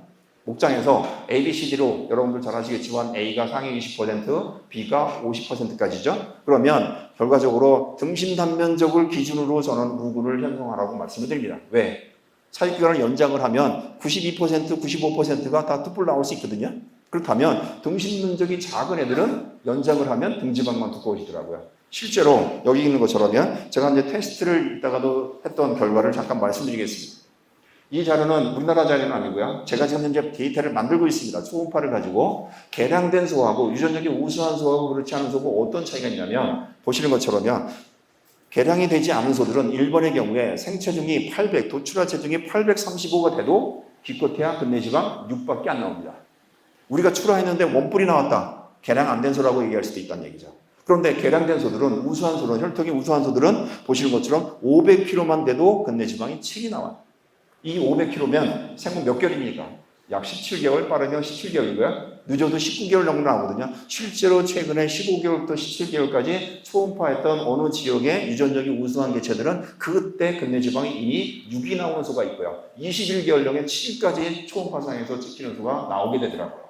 그래서 우리나라 소들이 지금 현재 사육기간이라든가 개량도를 보면 이제는 상당히 많이 비육이 당겨져야 되지 않을까라는 말씀을 드리고 싶어요. 지금 현재 종내에 과거에는 17, 8개월까지 육성을 해야 된다라고 하는 2단계 프로그램이 있습니다만은 이제는 전 개인적으로 과감하게 한 10개월까지 당길 수 있는 그런 개체들이 있지 않을까. 그래서 다음번 제가 실험할 개체는 전기에 10개월짜리 실험을 하려고 지금 현재 계획을 하고 있습니다. 또 하나는요, 잘 아시겠지만 요거는 넘어가겠습니다. 우리나라 소들이 사실은 이제 근내지방이 형성되는 거는 반추유인의 휘발성 지방산인 프로피온산, 그 다음에 혈당, 여기과 관련된 것들은 기본적으로 인슐린과 관련된 영양들이 상당히 중요하다. 이건 이론적인 배경이니까 그냥 넘어가도록 하겠습니다. 그래서 여러분들께서 지금 현재 하고 있는 말하자면 TMF가 됐던 화식이 됐던 이것들은 결국은 이제 근내지방을 높이는 것이지만 실제로 거기에 가장 중요한 호르몬은 인슐린이고요. 이 인슐린의 가장 방해를 놓는 호르몬은 코티졸입니다. 그래서 스트레스를 어떻게 저감을 시킬 거냐, 스트레스를 완화시킬 거냐, 그것들을 줄일 수 있는 상황관리, 거기에 중요하다라고 말씀드릴 수 있는데, 그 과정에 이제 배합사례는 선택 채식, 말하자면 이제 경합이라든가 이런 문제에서 지금 현재 TMF, 화식, TMR보다는 좀 불리한 결과가 나왔다라고 말씀을 드릴 수 있죠. 그래서 실제로 제가 658도 생식 체중부터 매달 3개월 간격으로 체중을 달고요. 그 다음에 후반부에는 초음파까지 했던 목장에서 동일한 살을 가지고 출하했을 때 실제로 데이터를 한번 보니까 재미난 게 뭐냐면 생식 체중은 근내지방 등신단면적하고 상관관계가 상당히 적습니다. 실제로 이유식 체중까지 증체율이 상당히 중요하고요. 또 비육기의 증체율이 등신단면적에 상당히 중요한 영향을 미치더라고요. 그래서 결과적으로 말씀드리면 우리가 생식체중 너무 커서 난산 만들지 말고 그 다음에 생식체중이 커가지고 송아지가 엄마젖을 많이 필요로 하는데 엄마젖이 부족한 그런 상황에서 포용력이 떨어지거나 포용력이 집중하는 애들은 결국 이유식 체중이 좋을 수가 없거든요. 이런 과정에 송아지 폐사일이라든가 이유식까지의 여러 가지 질병, 그 다음에 영양 부족, 불균형 이런 것들로 생산성을 저하시킬 수 있는 원인을 제공하지 말자라고 하는 거. 그래서 구태여 송아지 크게 분만시키지 말고 작게 분만시켜서 크게 키우자, 크게 이유시키자라고 하는 제가 주장을 하고 싶습니다. 그래서 불과 5, 6년 전에 말씀드렸던 생식체중 크게 하면 72kg까지 큽니다. 그래서 도다먹이 많이 하십시오라고 얘기했던 그런 상황에서 도다먹이긴 필요합니다. 어떻게 할 것이냐라고 상당히 중요하고 하다고 말씀을 드리고 싶고요. 그 다음에 또 하나는 이제 비육전기 포식을 하게 되면 보시는 바와 같이 이제 이렇게 출하체중이라는 모든 것들이 증체가 된다라고 말씀을 드릴 수 있는데 저는 개인적으로 포육이 증체 중에 제일 중요한 게 뭐가냐면 비육 전기 때 포식이라고 하는 사료 섭취량을 높이기 위한 전략에서 충분히 여러분들이 감지하고 있는 게 뭐냐면 사실은 입 닫는 증상이죠. 전기 시작하고 잘 먹는데 한 일주일, 열흘 지나면 이상하게 침을 흘리는 소가 생기거나 한 5개월 정도가 되면 5개월 후에는 입 닫는 증상이 나와요. 과산증 때문에 그럴 수도 있다는 얘기죠. 또 하나는 TNF나 화식하신 경우에는 거의 대부분이 비타민 결핍증으로 나오기도 하는데 그것들을 어떻게 이제 미연에 방지할 수 있는 전략들이 좀 필요하다. 그런 과정에 여러분들한테 이제 말씀드리고 싶은 게 몇 가지가 더 있습니다. 그건 과정에 이제 먼저 등신단면적 얘기할게요. 사실은 인터넷에서 제가 캡처를 했습니다. 일부 사진은 제가 실험했던 데이터 중에 하나고요. 등신단면적 170이 나온 소의 공통점이 뭐가 있냐면 이렇게 보니까 등신단면적이 큰 소들은 사육기간을 연장을 해도 등지방이 얇아지더라고요. 특히나 120 이상. 등신단면적이 두 자릿수들은 연장을 하면 등지방만 두꺼워집니다. 상대적으로 사육기간을 연장할 수 있는 자격은 아까 말씀드렸다시피 등신 단면적이 큰 유전력을 갖고 있는 애들을 가지고 연장을 하게 되면 근내지방이 약한 그런 약점을 보완할 수 있고 출하 성적이라든가 생산성을 높일 수 있다라고 말씀드릴 수 있습니다. 그래서 등신 단면적하고 한번 비교해 보니까 재미난 게 하나가 뭐냐면 등신 단면적이 가운데 있는 사진처럼 체심이 커야 폭이 넓어야 등심이 크더라고요. 그래서 그 등심이 크는데 충분한 상섭취량, 저는 전기 말에 보통 이제 19개월부터 22개월까지 섭취량이 등심 단면적 근내지방 도체중을 결정한다고 얘기를 합니다. 그래서 얼마까지 먹느냐, TNF, TMR을 얼마까지 먹느냐, 배합세를 얼마까지 먹느냐가 상당히 중요한데 그걸 먹으려고 봅니까? 상대적으로 이제 반추위, 여기 있는 사진처럼 유두돌기, 육모라고 얘기하는 유두돌기의 건강, 그 다음에 표면적, 이것들을 안정적으로 유지할 수 있는 방법이 가장 중요하더라고요. 그 과정에 제가 이제 등심 단면적, 저희 실험했던 소 개체의 사진입니다. 왼쪽에 있는 소들은 아까 말씀드린 157이 나온 소고요. 그 다음에 밑에 있는 사진은 7마리는 보시는 것처럼 등심 단면적에 따라서 비례하게 나온 게 제가 체형도 평가를 했습니다. 재미난 게 고환하고 항문하고 거리가 먼 소들이 등심 단면적이 넓더라고요. 이거는 이제 여러분들이 계량 지표에 없는 내용입니다. 말하면 체형의 평가를 안 하죠. 그래서 저는 개인적으로 이것도 한번 여러분들이 한번 집에 가서 비교해 보시고요. 그 다음에 이제 항문하고 고환까지, 그 다음에 곤폭을 박스를 그려서 사각형의 면적이 넓으면 지육 중량이라든가 그 다음에 수익률이 좋다 이렇게 평가를 하기도 합니다. 그 중에 이제 여러분 개인적으로는 키가 큰 소들이 대체로 비육 마무리가 적으니까 그것들은 어떻게 관리할 것이냐라고 하는 게 숙제일 거고요. 조금 더 시간 관계에서 넘기겠습니다.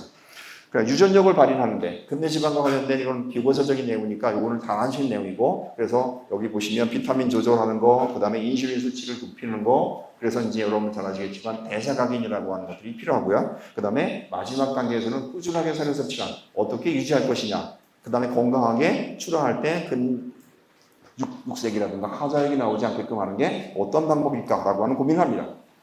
저는 개인적으로 이런 고민을 했습니다. 텍사스에서 피드라에서 기르는 소 500두를 사육하는데 배합사를 위주로, 우리가 배합사는 아닙니다만 공유 위주로 기르죠. 제가 5년 전에 호주를 갔는데 우리나라로 수출하려고 와규를 기르면서 마지막 6개월 동안은 조사를 하나도 안 줍니다. 가루 사료이면서 무제한 급여를 하는데도 불구하고 고창증이 없어요. 하자액이 발생하지 않습니다. 그 다음에 과산증이 없어요. 이를 가는 소가 없더라고요. 왜 그런가 이렇게 조사를 해봤더니 첫 번째가 뭐냐면 물이었습니다. 물을 많이 섭취하고요. 물 섭취하는 횟수가 많습니다. 그러니까 물통이 상당히 틀리더라고요. 그래서 저는 개인적으로 지금 현재 한우 사육하고 비유구 농가 쓰고 있는 물통에 대해서는 뭔가 고민을 좀 해보시는 게 좋지 않을까. 지금 현재에서 어떻게 하절기 때 여름철에 물통 관리, 시원한 물을 충분히 하루에 7번이 아니라 10번, 17번을 들어가서 먹었더라도 깨끗하고 시원한 물을 먹을 수 있게끔 해줄 수 있냐라고 하는 게 첫 번째 숙제인 것 같아요. 그게 결국은 이제 과산증을 해소하는 데 상당히 중요하죠. 저는 그래서 저희 집의 물통은 365일 24시간 계속 끓입니다. 그것 때문에 사실은 육색이 좋고 그 다음에 하자액이 좀 덜 나오는 거 아닌가라는 말씀을 드리고 싶어요. 그래서 제가 현재 오른쪽에 있는 사진은 저희가 사양 실험했던 사진입니다. TMR, TNF도 사양 실험했고요. 배합사료도 이렇게 사양 실험했습니다.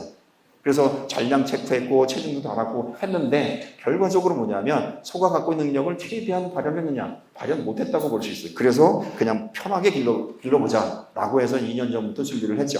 여러분들이 잘 아시겠지만 농어살이 위주로 가면 대사성 질병 많아, 고착증도 생겨, 과산증 때문에 나와, 그 다음에 근염이라고 하는 것도 문제가 있을 수 있어. 그 다음에 이제 잘 아시겠지만 대책임질을 못하니까 이것들에 대한 첨가제도 많이 필요해. 이런 여러 가지 선입견이 있을 수 있습니다. 그런데 이제 그것들을 과감하게 좀 탈피해보자. 제가 이제 이 사진을 하나 보여드릴게요. 반치유 육모. 저는 개인적으로 키가 여기 있다고 봅니다. 우리 집 소들이 왜 못 먹을까? 분명히 농구사료는 충분히 섭취하고 있고 TMR을 잘 먹다가 왜 안 먹을까? 비타민 A 결핍이 문제가 아니면 비육이 마무리가 된 건가? 해봤더니 저도 개인적으로 이따가도 데이터 있습니다만 반추 위에 있는 유두돌기, 우리가 보통 육모라고 얘기하는 이 유두돌기가 건강하게 표면적을 넓게 유지하는 소가 섭취량을 꾸준히 유지하더라고요. 이게 결국 키예요. 반추 미생물이 사멸한다. 과산증 때문에 사멸하죠. 그런데 중요한 건 미생물도 중요한데 미생물은 결과적으로 위벽에 있는 융털돌기가 건강하지 못하면 오히려 재생도 못합니다.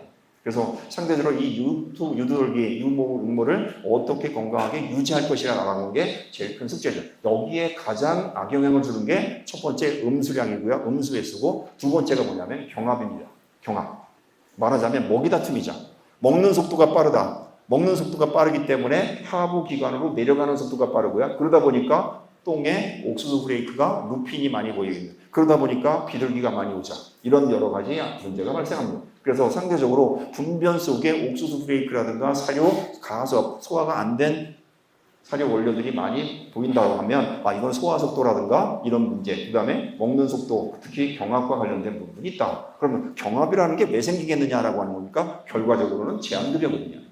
나는 먹고 싶은데 사료가 제한이 되면 서열 다툼이 생기죠. 먹는 거에서부터 서열 다툼을 어떻게 없앨 것이냐라고 하는 게 숙제더라고요. 그래서 고급육을 생산하는데 키는 전 개인적으로 유전력 다음으로 중요한 게 결과적으로 유선 육모를 건강하게 유지하는 게 어떤 사료를 먹던 성공할 수 있는 방법 중에 하나다.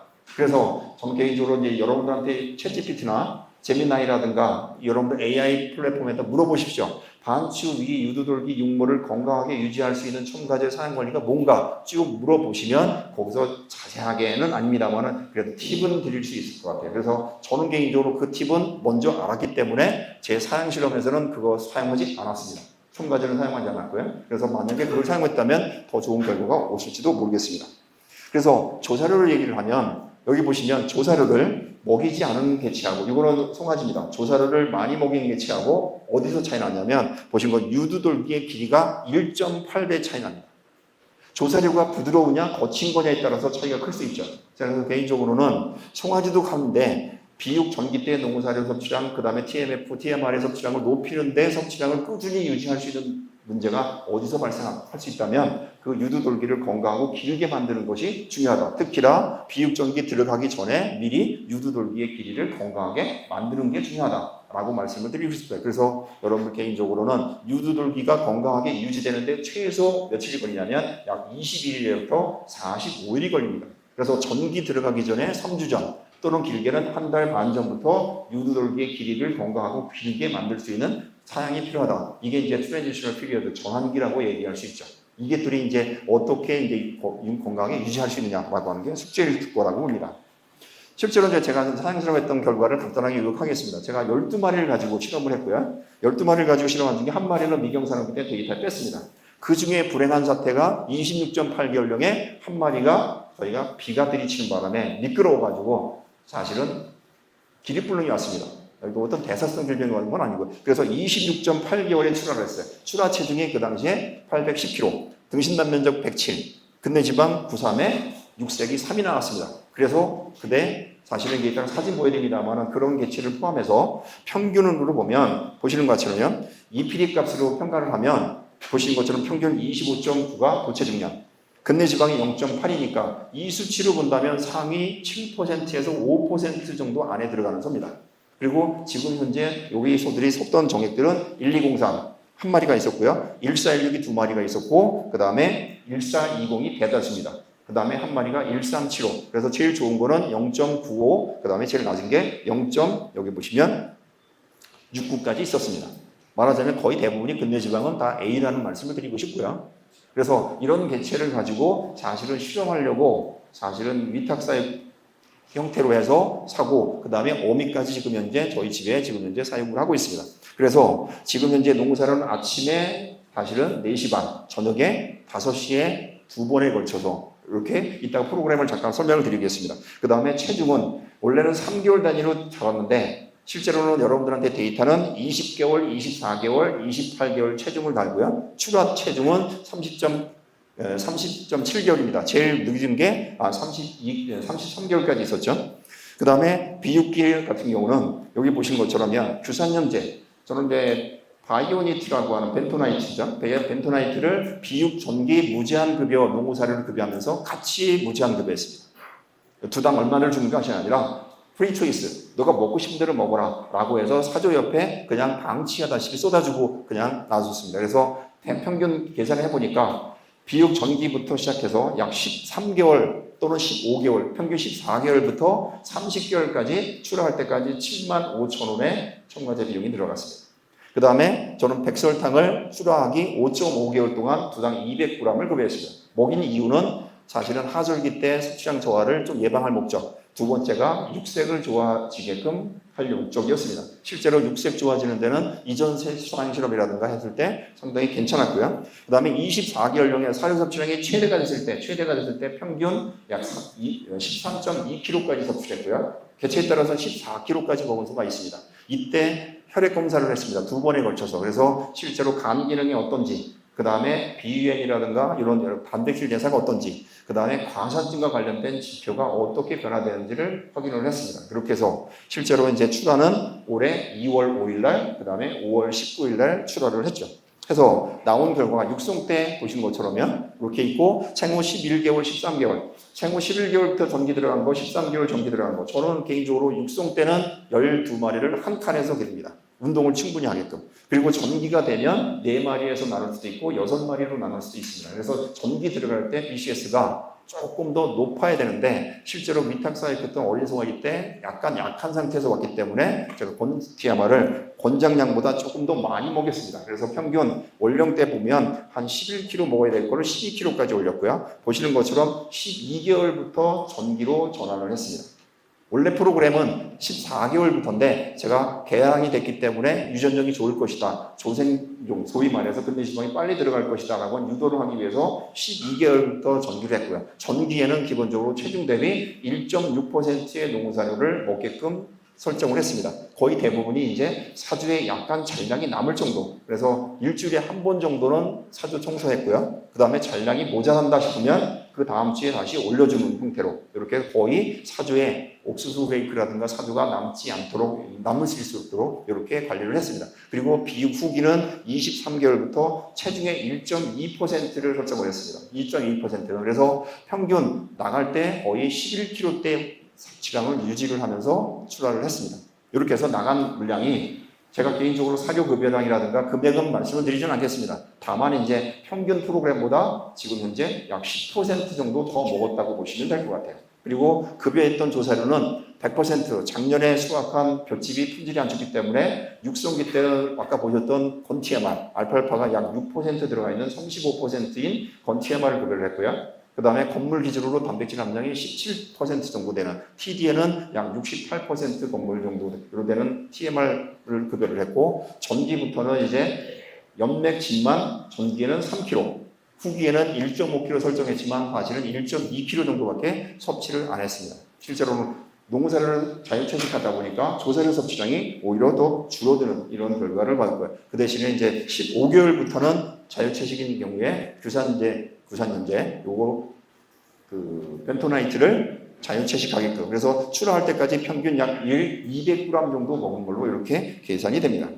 그래서 조사료 섭취량을 여기 일본 데이터입니다. 보시는 것처럼 40%, 그 다음에 조사료를 다량 급여한 거, 그 다음에 적게 급여한 것하고 했을 때 BMS는 오히려 조량 급여한 것들이 다량 급여 40%가 상당히 높죠. 20%는 너무 낮은 거고요. 그래서 저는 개인적으로 아까 말씀드린 35%, 40% 정도 수준에서 그 육성기 때 조사료 섭취량을 설정하시는 게 좋겠다. 물론 그 55% 했을 때 반추위라든가 이런 것들은 골격은 좋을 수도 있는데 오히려 도체율이 떨어지는 문제도 발생할 수 있다라고 말씀을 드릴 수 있고요.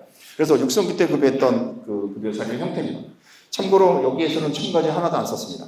제가 뭐 대두박을 급여하거나 그 다음에 이때는 중조라든가 벤토나이트 급여하거나 비타민제 추가로 급여한 거 하나도 없습니다. 일부러 첨가제는 사용하지 않고 육성 건TMR만 급여를 했다라고 말씀드리고요. 그리고 이제 급여하는 방법은 여기 있는 사진처럼 그래서 초음파를 처음으로 이제 찍게 되고요. 초음파 찍었을 때 나온 결과가 여기 있는 것처럼요. 그 과정에 제가 사실은 젖소도 있습니다. 원래 착유를 했고 실험할 때 위 피스툴라트론소한테 테스트를 했죠. 농우사료 한 번에 4kg 이상을 급여를 하게 되면 저 손에 있는 분, 저 위액이 저렇게 그 발효 속도가 빠르면서 버블이 생깁니다. 그러면서 피스툴라 뚜껑이 실리콘이 뻥 뚫어져 버리는 이런 일이 벌어지죠. 그래서 저는 개인적으로 한 번에 4kg 이상은 급여하는 것은 조금 더 제한을 하는 게 좋겠다. 그러면 결국 이제 위내 과산증이라든가 육모 탈락이라든가 그 다음에 통과 속도가 빨라서 옥수수 브레이크라든가 루핀이 분변으로 보이는 이런 것들이 많을 것이다 라고 하는 게서 자유채식을 하게 되니까 오히려 사진에 보신 것처럼요. 자유채식했을 때 분변에 옥수수 브레이크가 하나도 없습니다. 제가 사실은 분변에 미생물도 검사를 했고요. 그 다음에 채를 쳤을 때 옥수수 브레이크가 나오지 않는다는 얘기는 결과적으로 사료 효율이 상당히 좋아졌다는 얘기입니다. 보통 반수동물의 소는 사료 요구 1kg 정체될 때 약 10kg의 사료를 원합니다. 그런데 실제로 제가 계산한 거는 10kg가 안 나오더라고요. 저는 한 8kg대밖에 안 나왔다고 말씀을 드리고 있습니다. 그래서 24개월 평균 전후에서 초음파하고 체중을 달았습니다. 그랬더니 평균 780kg 나오더라고요. 그리고 나서 이 네 마리를 모두 그 당시에 근내지방 7을 받았습니다. 23개월에 789, 그 다음에 24개월령에 773kg. 그 중에 이제 세 번째 있는 1416이라는 소가 아까 26.8개월령에 사실은 탈골이 돼서 나가서 미끄러져 나간 소가 근내지방 93을 받았거든요. 말하자면 이 사진 찍고 2개월 반 후에 2개월 반이니까 거의 한 75일 만에 출하했는데 근내지방 93이 나왔다고 말씀드립니다. 그래서 기본적으로 우리가 개량이 됐다. 그 다음에 비육 전기를 좀 빠르게 진행했다. 그 다음에 사료 섭취량, 농사료 증차량을 좀 빨리 했던 소들이 근내지방 들어가는 속도가 상당히 빠르다라고 말씀을 드릴 수 있고요. 그 나온 결과들 중에 일부 사진입니다. 보시는 것처럼 이제 30.6개월령의 출하 체중, 도체 중량 596kg. 그 다음에 30.2개월령에 여기 보시면 628kg. 이 소 같은 경우는 등심난 면적이 저는 개인적으로 120밖에 안 나왔습니다만 외형상으로는 140 이상 나올 줄 알았어요. 가운데 22개월부터 가운데 등 가운데 보조개가 생기는 듯이. 그런데 보시는 것처럼 이제 등지방이 15mm로 약간 두껍게 나왔죠. 그렇지만 평균 지육 단가로 2월 달에 출하했을 때 약 한 1,500만 원대 이렇게 받았습니다. 그리고 나서 아까 말씀드렸던 지난 2월 19일 날 출하한 것 중에 31.3개월령에 출하한 소 중에 25.8개월, 26개월도 안 됐는데 963kg가 나오더라고요. 이때 출항이. 이 소가 사연이 있는 소입니다. 여러분들한테 이제 말씀드리면 그 중에 한 마리, 6마리도 있습니다만 보시는 것처럼 제일 가운데 하단에 있는 제가 파란색 박스로 되어 있습니다. 이 소가 사실은 제일 안타까운 소입니다. 무슨 얘기냐면 비가 와서 사조에 오염이 됐어요. 곰팡이 핀 거 먹고 원래는 근내지방이 93은 나와야 될 소인데 후기에 MPT, 혈액 검사를 해보니까 간 수치가 높아졌어요. AST 수치가 높아지고요. 그 다음에 더 중요한 게 뭐냐면 BUN 수치가 높아지더라고요. 그러면서 후기 증체율이 일당 증체량이 130g밖에 안 나왔습니다. 그러면서 출하했더니 육색이 6이 나왔습니다. 제가 개인적으로 육색이 6은 한 마리밖에 없습니다. 여러분들한테 개인적으로 아까 육색을 3을 목표로 하라고 말씀드렸는데 제가 11마리 평균이 육색이 3.9가 나왔거든요. 3.9가 나왔는데 문제는 이 한 마리가 다 깎아먹었습니다. 원인을 찾아보니까 이게 비가 왔을 때 사조에 오염이 돼서 곰팡이 핀 걸 먹게 되고 간에 문제가 생기고 그 다음에 그것들이 지속적으로 후기에도 증체가 3개월 평균이 130g밖에 안 나왔기 때문에 결과적으로 이렇게 육색도 발현이 됩니다. 원래는 초음파상에서 93이 나와야 될 소였거든요. 섬세도도 상당히 좋게 나와야 될 소가 이렇게밖에 안 나오는 부분도 발생했다.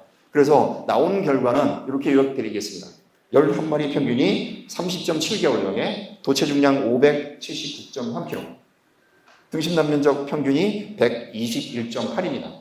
근내 지방이 여기 보시는 것처럼 8.3이고요. 물론 최대 수치 근내 지방 9고요. 최소 근내 지방이 2뿔 거의 대부분이란 11마리 중에 2마리가 원뿔이 나왔습니다. 그 중에 아까 육색이 6이 나왔던 애가 원뿔밖에 안 나왔고요. 실제로 이제 이 중에 제일 오래 기른 게 33개월까지가 있었고, 그 다음에 제일 낮게 빨리 출하한 수가 26.8개월, 이렇게 출하했다 말씀을 드립니다.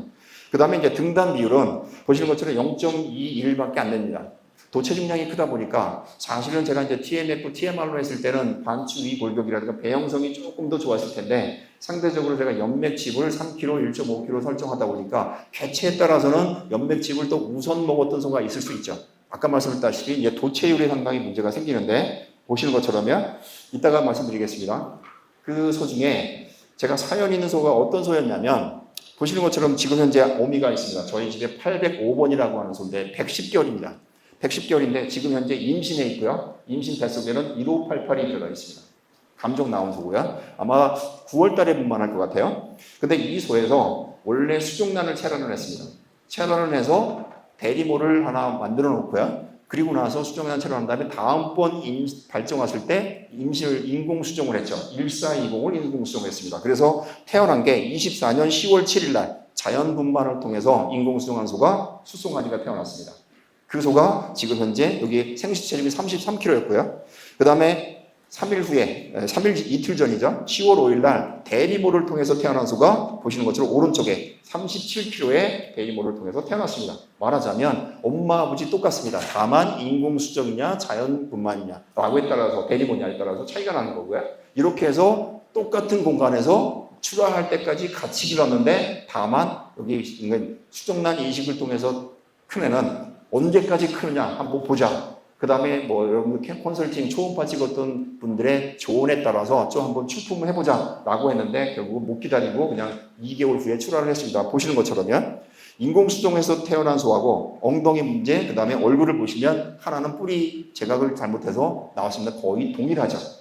유전력은 보시는 것처럼 근내지방 0.95입니다.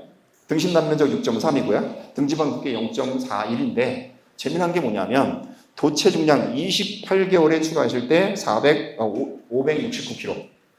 그래서 2월 달에 출하한 소는 자연 인공 수정했을 때 저한테 1,481만 원 받았습니다. 등심단 면적이 117이고요. 등지방 두께 19mm였습니다. 그리고 2개월 후에 지난 5월 19일 날 출하한 소죠. 출하했더니 이 소가 출하 체중이 1,165kg. 저희 집에서 나갔다면 아마 1,180kg 이상은 나왔겠죠. 그 다음에 도체 중량이 710, 등지방 두께 24mm입니다. 그런데 공교롭게 이 소가 아까 말씀드렸다시피 단가를 잘 받아서 대구에 있는 어느 백화점에 나갔다고 그러더라고요. 그렇게 해서 단가가 2,055만 원을 받았습니다. 말하자면 2개월 정도, 31.3개월 정도, 2개월 정도를 조금 더 연장을 했는데 유전력이 물론 과정에서 약간의 차이는 있을 수 있습니다. 어떤 거냐면 뿔이 하나가 있기 때문에 아마도 다른 소보다는 조금 더 경쟁해서 서열에서 약간 울리기 때문에 더 먹지 않았느냐. 그래서 25.8개월령에 960kg까지 나온 게 아닌가라는 생각도 듭니다. 그 대신에 이제 근대지방은 이렇게 차이 나죠.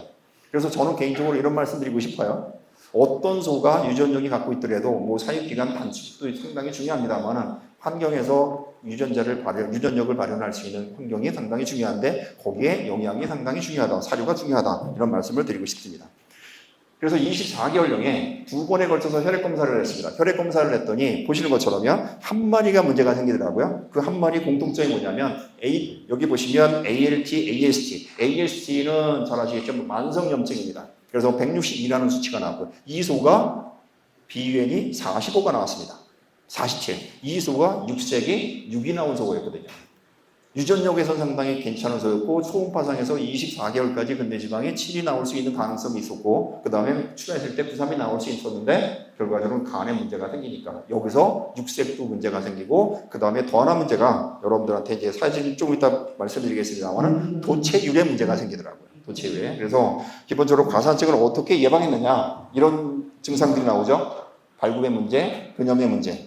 그래서 과산증 예방하는 거는 개인적으로 어떤 첨가제 가지고 했다라고 말씀드릴 수가 없는데 환경에서 보면 네가 먹고 싶은 대로 먹어라. 하루에 사료를 2번 주는 것보다 언제든지 먹을 수 있게끔 밤 12시 와도 먹을 수 있게끔 조금씩 소량씩 여러 번 먹게 되면 상대적으로 위내에서 발효되는 속도가 천천히 양이 적기 때문에 반취, 육모, 유두돌기를 건강하게 유지할 수 있다. 이게 결국은 대사 스트레스를 최소화시킬 수 있는 게 아닌가. 그것 때문에 결국 섭취량을 높게 오랫동안 유지했던 그 결과라고 말씀드릴 수 있습니다. 그리고 또 하나 이제 육색과 관련해서요. 혹시나 이제 육색과 관련해서 필요하시면 유소 여기 나영준 대표 오셨습니다만 제가 유튜브에 30분짜리 동영상을 올려놨으니까 거기에 이 내용을 자세하게 올려놨습니다. 그래서 저는 개인적으로 출하하기 전에 글리코겐이라고 하는 저장 탄수화물을 어떻게 하면 올릴까라고 하는 고민을 합니다. 그렇게 해서 사용 실험을 그리세룰과도 해보고 포도당 가지고 해보고 그 다음에 백설탕 가지고 해보고 여러 가지 해봤을 때 지금 현재 백설탕을 200g씩 6개월까지 급했을 때 나온 수치가 현대지방이 아까 육색이 3.9였거든요. 한 마리 6을 재배하면 거의 3.4까지 이렇게 나올 수 있는 그런 결과가 그 포도당에서 나온다라고 포도당에서 나온다 이렇게 볼 수 있습니다. 여기서 나올 수 있는 하자가 이제 이거죠. 보시는 것처럼 이제 미끄러져 갖고 나오는 문제. 그 다음에 자빠져 가지고 밤에 12시에 나가보니까 자빠져서 어떻게 하다가 일으키다 보니까 트랙타로다가 들었는데 잘못 들어서 이렇게 눈이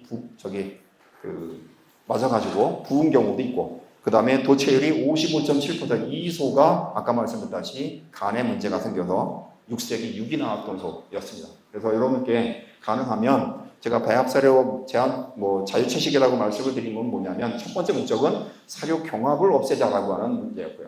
그 경합을 없애는 과정에 반취 과산증을 어떻게 하면 제한할까 그 부분을 이제 완충제라고 하는 펜토나이트를 가지고 그런 대안을 찾았다. 그 다음에 출하했을 때 성적은 육색과 관련해서는 포도당, 설탕 이런 것들 감안했다는 말씀을 드립니다. 마지막으로 요약을 해드리면 지금까지 장구하게 설명을 드렸습니다만 보시는 것처럼요. 일단은 개체별 유전력을 어떻게 평가할 것이냐, 이 소가 특징을 어떻게 평가하실 것이냐 상당히 중요한 것 같고요. 그 다음에 또 제일 중요한 게 서열 다툼, 경합과 관련된 부분을 어떻게 TMR, TMF는 자유채식이 기본이죠. 배합사료도 충분히 가능하다. 전제 조건이 유두돌기의 건강을 유지할 수 있는 방안을 첨가제를 통해서 왔던 아니면 사용관리 방법을 찾던 아니면 음수와 관련된 부분을 찾던 이런 것들은 상당히 중요하지 않을까.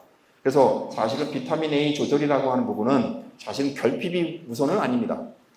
결핍이 되지 않고도 비타민을 사육 단계에서 얼마든지 조절이 가능하더라고요. 그래서 기본적으로 여러분들이 꼭 TNF나 화식을 해야만 비타민 결핍이 되는 것이 아니라 결핍보다는 상대적으로 프로그래밍이라고 그렇게 표현을 하시면 배합사료 프로그램에서도 충분히 가능하다 말씀을 드릴 수 있고, 여기에 이제 관계된 게 음수관리. 마지막으로 이제 새로운 고민이라면 아까 말씀드렸다시피 이제 사조위생 곰팡이와 관련된 부분, 그 다음에 또 하나는 이제 항상 사조에 비유구 사료가 있기 때문에 문제가 하나 있습니다. 제가 사실은 이제 고민거리 중에 하나가 어린 송아지 사료를 하나 만들면서 사실은 고봉성 회장님하고도 상의했습니다만은 비둘기 때문에 저희 집에 비둘기가 30마리가 있습니다. 얘네들이 어린 송아지 사료의 옥수수 프레이크가 8%짜리인데 시간이 지나서 한 3시간, 4시간 지나면 옥수수 프레이크가 하나도 안 보여요. 송아지가 골라 먹나 알고 봤더니 비둘기가 다 뺏어 먹더라고요. 그래서 비둘기 있는 집은 옥수수 프레이크가 없는 어린 송아지 사료를 만들어야 되지 않을까. 또 비유구 사료도 프레이크가 기본적으로 제가 실험했던 사료는 35% 옥수수 프레이크입니다. 이 프레이크를 어떻게 관리를 하고 그 다음에 비둘기가 어떻게 퇴치가 됐으면 하는 부분에서 하나의 고민거리가 있고요. 아까 말씀드렸다시피 도체중이 크다 보니까 이제 새로운 고민이 생긴다라고 하는 부분을 같이 여러분들하고 풀어가는 과정에 제가 11월 달 되면 아마 하자익과 관련된 부분은 혈액 내 어떤 매개체, 대사체라고 하죠. 이런 것들을 가지고 한번 발표할 수 있는 이런 기회가 되면 여러분들한테 말씀드리도록 하겠습니다. 제가 시간이 조금 더 지났습니다만 여기까지 설명드리면서 제가 준비한 거 여기까지 마치도록 하겠습니다. 네, 감사합니다.